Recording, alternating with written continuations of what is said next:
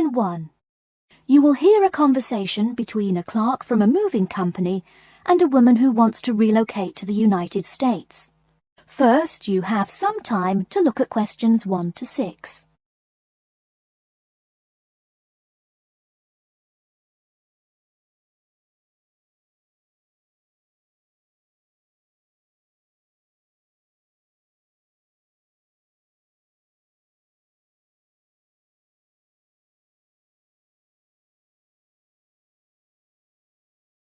Now we shall begin. You should answer the questions as you listen, because you will not hear the recording a second time. Listen carefully and answer questions 1 to 6. Good morning, ma'am, and welcome to Australia's Moving Experience. How can I help you? Well, I hope you can help me. I'm so up in the air right now. Just calm down now. Let me guess. You're moving and it has you a little confused. That's it exactly. You see, I'm relocating to the United States next month, and I'm having a hard time getting organised. Here, fill out your name and address and let me ask you a few questions. Oh, what should I call you? My name is Jane Bond. OK, Jane, first of all, what's your work phone number? In case I have any questions about things. My work phone is 9463 550. But please try not to call me too often there. My boss hates personal calls. So does mine, ma'am. So does mine. And what address should we ship your things to? My new company is letting me stay temporarily at 509 Clark House. That's Clark. 1137 University Drive in Seattle. Seattle? Beautiful city, I hear. Mountains right beside the ocean almost. Cooler than Australia too. OK, and when should we come pack your things? I guess that would be on Monday, March 11th. Do you want any help with an after-packing clean-up? We do that for a small additional charge. Yes, that would be helpful. I promised the landlord I'd give her the keys back by 5 p.m. on Thursday the 14th. Great. We'll just schedule the clean-up for that day. That way, the place will smell clean and there'll be no dust. Well, you do think of everything. Oh, how much is this going to cost? Here is a list of our basic prices. Oh dear, this seems rather expensive. Yes, ma'am, but you're paying for the best. We're careful and we're fast. Like we say, the only thing we break are speed records getting you moved. Well, maybe that's so. Oh, I nearly forgot to tell you, I don't want my furniture shipped with me. I won't be looking for an apartment till after I arrive in America. Would it be possible to put my furniture in storage here for a month, then have it sent along later? Of course, we do that all the time. A couple of other things. Here at A Moving Experience, we try to pack your things logically. We don't just throw stuff in boxes. Before you hear the rest of the conversation, you have some time to look at questions 7 to 10.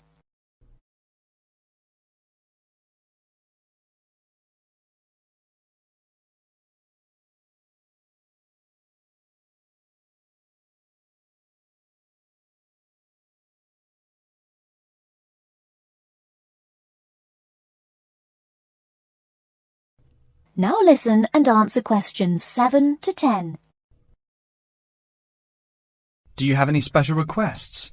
You know, things you want packed in some special place so you know where to find them. Like what?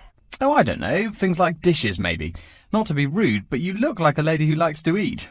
Ah, yes, I need my dishes and things where I can find them quickly. Great. We'll put those dishes and cutlery in what we call the emergency pack. Can you think of anything else? I do have an antique tea kettle my great-grandmother gave my mother. I wouldn't want to lose that. So I guess you'd better put that in storage with the furniture. Grandma's tea kettle with the furniture. Got it. Say, how about things like your alarm clock? You don't want to miss your plane on the big day, right? Well, you certainly think of everything. Yes, that's right. I'll also need my alarm clock where I can find it. Fine, we'll put that in your personal package. And of course, we'll give you a list of where we pack everything. So all you'll have to do on Thursday the 14th is grab your luggage on your way out the door. I couldn't help noticing the new CD player you're carrying. Is that a Samsung? Why, yes it is. One of their best. Cost me nearly $100 it did. Do you want to take special care of it? I mean, it's brand new. Take care of it, but nothing special. You can just put it in storage with the furniture. That looks like everything we need here. I guess you're all set. That was certainly quick. Thank you, young man. This has been a most moving experience. That is the end of section 1. You now have half a minute to check your answers.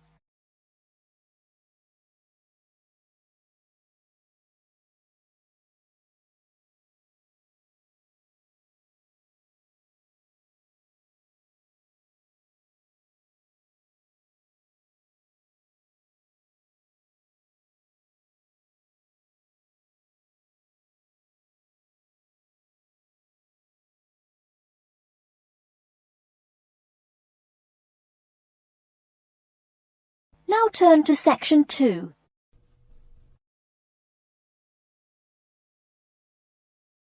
Section 2. You'll hear an introduction to a conference on computer system language learning. First, you have some time to look at questions 11 to 16.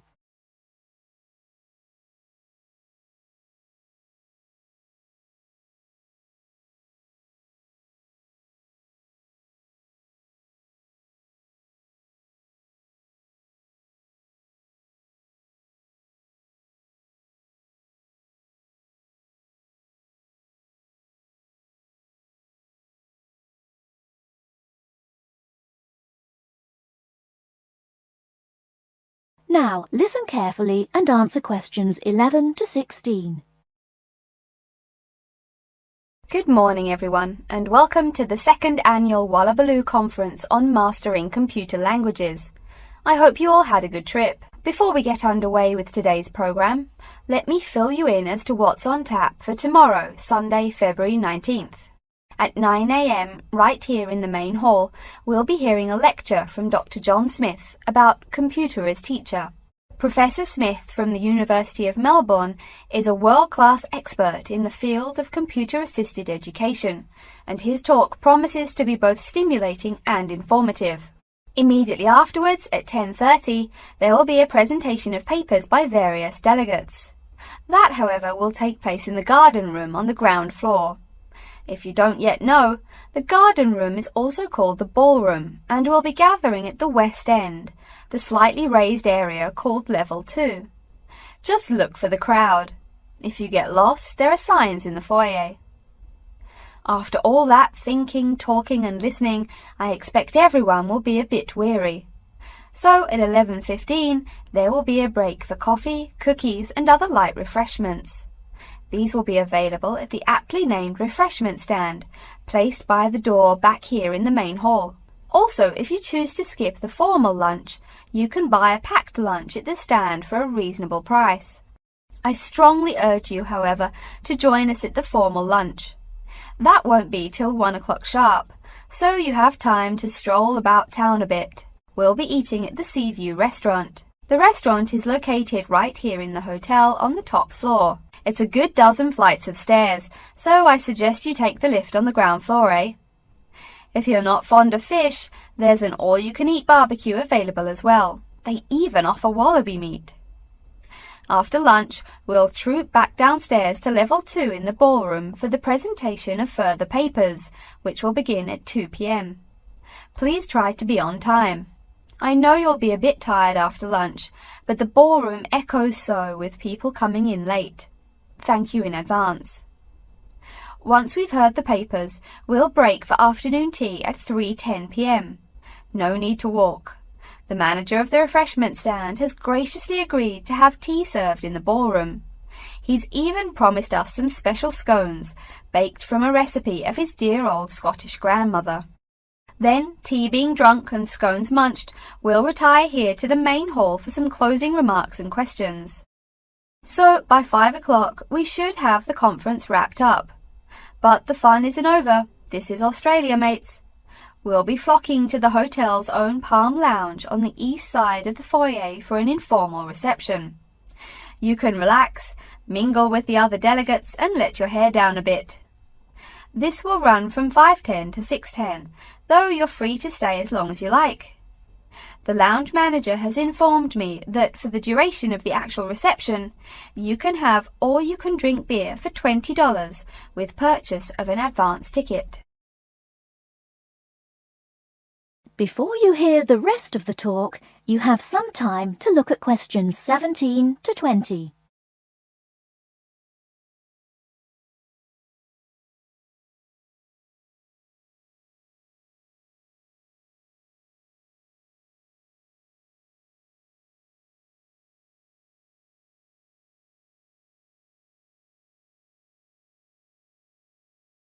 Now listen and answer questions 17 to 20. And yes, tickets can be purchased from any conference organizer or at the front desk anytime between now and the start of the reception. I suggest you come by tomorrow evening to pick up the tickets, since the conference hall only holds 800 people. That way you can also get your journey planned ahead of time and be sure not to miss this truly memorable conference. If you want cocktails, however, I'm sorry, you'll have to pay for those at the regular price. Oh my goodness! Speaking of paying, I see I forgot to tell you a couple of things. The first is about lunch. The charge for the lunch will be $15 for all you delegates. If you have guests with you, the cost is $25 for the general public and $6.50 for children under the age of 10. That's $15 each, not total for everyone. Another item is about the lunch menu. I very much urge you to try the fish. I mean, look at the restaurant's name, the Sea View. As the name suggests, it is a famous seafood restaurant. The chef is a Basque from Spain, and he really gets quite put out when people ignore his fish specialities for burgers or barbecue. If fish isn't your thing, though, try the steak. He makes an exquisite filet mignon topped with blue cheese and mushrooms. Finally, if you'd like to buy a ticket, you can have both lunch and unlimited beer for $35. I should have mentioned that earlier, but I am a bit forgetful. Maybe I should avoid the beer after the conference, eh? Well, I've said my bit. Are there any questions? That is the end of section 2. You now have half a minute to check your answers.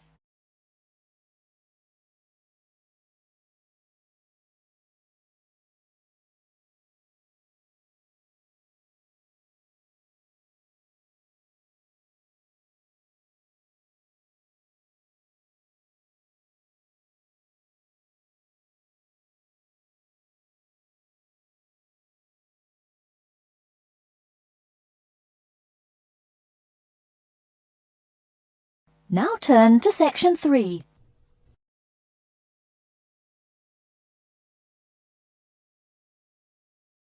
Section 3. You will hear a student called Tina asking Professor Van Diesen for advice on choosing courses. First, you have some time to look at questions 21 to 26.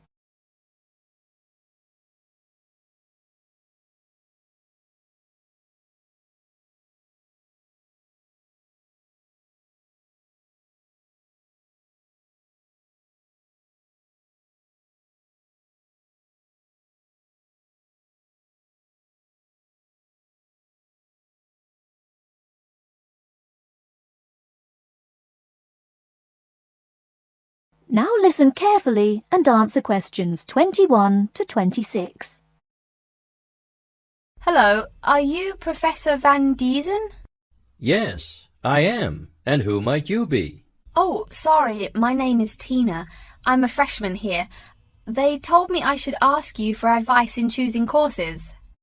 Well, that's part of what I'm here for. Please come in and sit down. Now, what are your questions? I almost don't know. Everything is so confusing. Like, what is a specialized course? Oh, easy. A specialized course is one that is compulsory, meaning it's a requirement for your major, and regular, so you can't place out by taking a proficiency exam. That sounds pretty strict. Then what are all these general courses? I seem to have to take so many. Nothing to be alarmed over. These are courses open to all students and not directly related to your major. The university offers these general courses to choose so that you can become more well-rounded individuals. For example, I see you're a microbiology major, so it might be a good idea to take some literature or history courses so that you can know something besides all science. You mean these courses are like for fun? That might be one way to look at it, but don't tell the literature professor such a thing. Think of a general course as the opposite of a specified course. A specified course is one that pertains directly to your major. So, can I take any microbiology course I want? Let's see. Oh, those courses used to be open to microbiology students only. The good thing is now it's open to students on a flexible schedule, so it's not only for full-time students. So the answer is yes, if you have the instructor's permission. May I ask you why you chose microbiology? Well, I also like plain old biology too. You know, full-size animals. I might even become a veterinarian. Could I take some biology classes? Well, they are open to full-time students only, which I believe is what you are. I don't know how a freshman would get along with microbiology, though. I mean, most of the students presently looking into it are from off-campus. Off-campus? Yes, you know, people who use it in their work at hospitals, laboratories, even a police detective. Why did you choose microbiology, if I may ask? I don't think you quite answered that. Well, eventually I want to be a doctor. At least my dad tells me so. If I may say so, young lady, you seem a little uncertain. Still, I think that might be a good idea for a career. Of course, if you're thinking about being either a doctor or a vet, you should take some medical science classes before you even think of applying to med school. Great! What should I take? There is one small problem. The new medical sciences building is under construction, so there are no experimental facilities available until next year.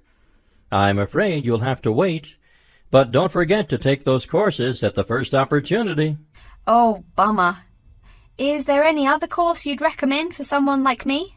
Well, since you seem to like animals, have you ever thought about looking into environmental science? No, I never really thought about it before. Is it worthwhile? Quite. In fact, it's the fastest growing subject on this campus. Before you hear the rest of the talk, you have some time to look at questions 27 to 30.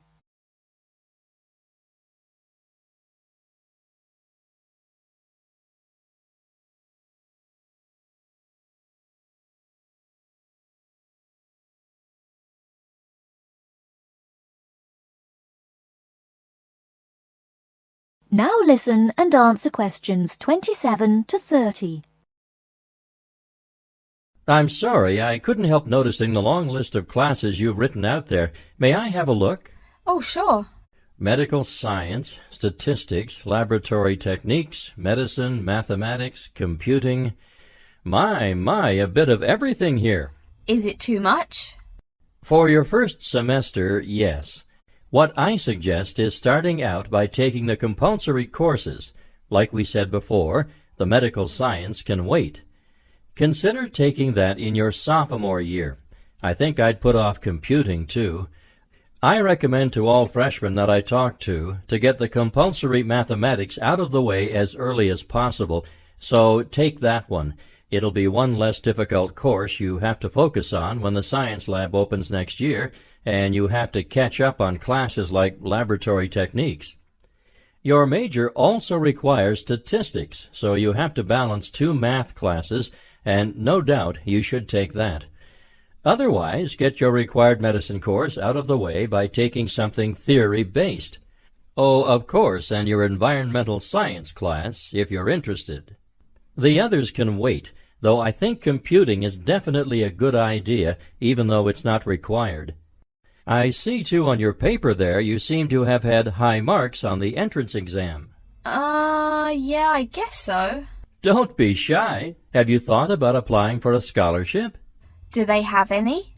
I mean, my dad is always complaining about how much money it costs him. In your department there are actually 3 full scholarships available. They cover tuition and provide $1,500 cash. $1,500 cash?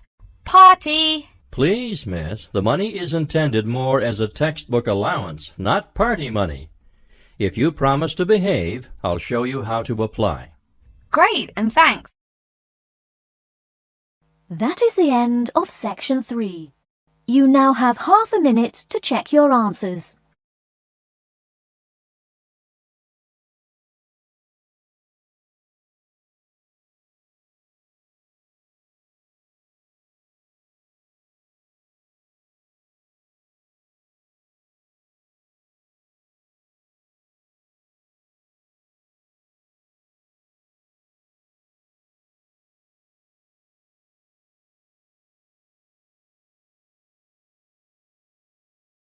Now turn to section 4.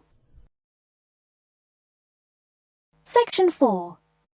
You will hear a lecture about how to choose flooring materials. First, you have some time to look at questions 31 to 40.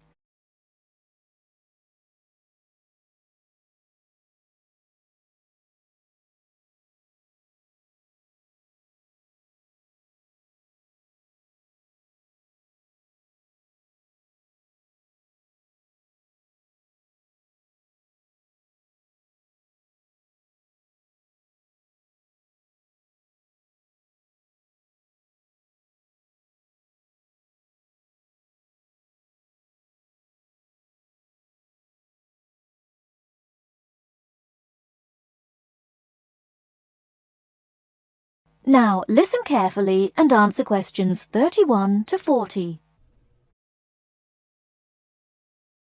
We've been talking about choosing building materials in the last week. Now, a great many factors influence the choice of building materials. You can't make a house of cards, right? And people who live in glass houses and all that. Anyhow, today I'd like to say a few words about flooring. Some artificial materials can be used, like plastic for instance, which offer mixed blessings when used as a flooring surface. On the one hand, plastic is cheaper than nearly any other alternative, short of bare ground. Plastic also does not warp like wood. On the other hand, the best that can be said about plastic is that it looks like wood or stone. However, it cannot replace the real materials. As I have mentioned, I'm fixing up a new house. The decorator my wife hired told me plastic does a great job of looking exactly like plastic. Besides, it scratches easily, fades or discolours, and starts cracking within a year or two. So if you're fitting out a sleazy hotel or plan to live in a trailer park, go with the plastic. Really though, for all intents and purposes, this leaves us with wood or stone as choices for flooring. Stone and wood are alike in at least one respect. Both go through processing before they can be put to use. Since few of us cut our own lumber or quarry our own stone, this is not perhaps a pressing concern. Still, do-it-yourselfers would do well to remember to buy only properly seasoned wood. Unseasoned wood warps, and a warped floor quickly becomes firewood, and its owner quickly becomes poorer. Likewise, except for dull-hued materials like slate or sandstone, most stone floors are polished before installation.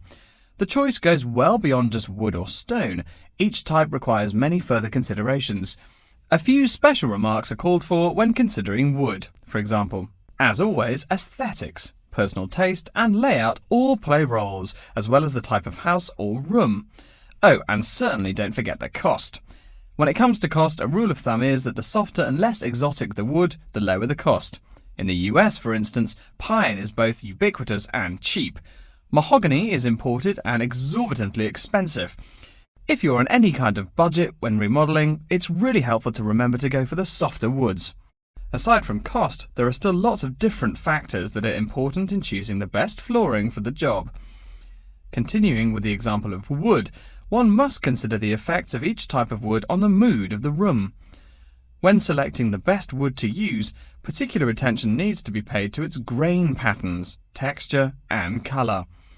In rooms where relaxation or deep thought is the aim, say bedrooms or the study, dark, strong-grained woods are the rule. Here, the grain ought to match the furniture for a feeling of homogeneity. In rooms where activity and motion are typical, the dining room or living room, lighter, finer-grained lumber is more suitable. In such a setting, the wood grain might be useful in offering a contrast to the furniture. This leads to a feel of subconscious excitement in keeping with the room's function. In either case, though, consult a decorator. It is a decorator's job to know what materials to use to fit the function of the room. Though some things about putting together a room are subjective and based on one's individual taste, materials appropriate to a room's function are much more straightforward. A decorator takes the needs of the customer and uses a mathematical formula rather than subjective words. Since feelings vary from person to person, verbal descriptions of wood types tend to be ambiguous. You want the wood you select, not something approximate. And if you do decide to do it yourself, remember that all wood must be treated with preservatives to enhance its appearance and preserve its natural beauty. In the case of stone or quarry tile, as flat-cut flooring stone is properly called, a new set of considerations must be weighed up. Simple colour aside, the degree of reflection must be kept in mind. This is called the reflectance rate, which is expressed in a number between 0.0 and 1.0, depending on the amount of light it reflects. At one end of the scale is polished silver. At a rating of 1.0, this shiny surface reflects nearly all of the light directed at it. Numbers closer to 0 describe materials that absorb more light. Moving down the scale a bit, we see that plastic that has been painted white has a rate of 0.8, which makes sense. We know that the colour white reflects all other colour, while black absorbs all colour, and plastic itself is a relatively reflective material. Materials that are denser and darker have reflectance rates much closer to 0. The quarry tile I mentioned a while ago has a rate of 0.1. As you may know, quarry tile is generally dark brown and made from clay, so it is quite dense. Of course, there is considerable variation among types of quarry tile because of the hue or treatment of the clay during its creation. Does anyone have any guesses as to what material may have a rate of almost 0.0? We can guess most of these materials are black in colour, but plastic, wood and even stone reflect some light. One material with a rate of almost 0.0 is black velvet. The texture produces almost no shine at all. Carrara marble, despite its white hue, is actually lower in reflectivity than black onyx. In any case, the fact that tiles vary somewhat should not be forgotten. A highly reflective floor would not be suitable in a library. It would be indispensable in a ballroom, should your home be large enough to feature one. Again, a rule of thumb is that light means lively. Since form and material follow function, one should only use the more reflective materials in rooms where the cultivation and expression of energy is important. Bear in mind, too, that most types of stone cost more than all but the rarest of wood. Of course, there is no reason why some rooms of a house should not feature wood floors or other stone tiles. You can even mix the two. A room with wood panels on the walls can have a beautiful stone floor. My bedroom has white birch walls and a light blue slate floor. The place looks like a Russian hunting lodge. Remember though, go with what feels right for you. Good taste and the laws of interior design are the homeowner's servants, not his master. It's only beautiful when you decide it is. I mean, you're the one who lives there, not the decorator, right? Okay, are there any questions? That is the end of section 4. You now have half a minute to check your answers.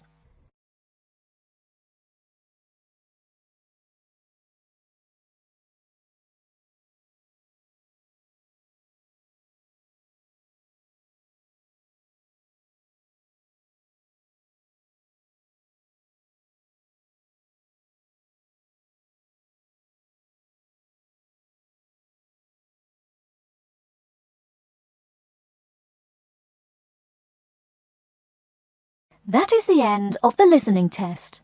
In the IELTS test, you will now have 10 minutes to transfer your answers to an answer sheet.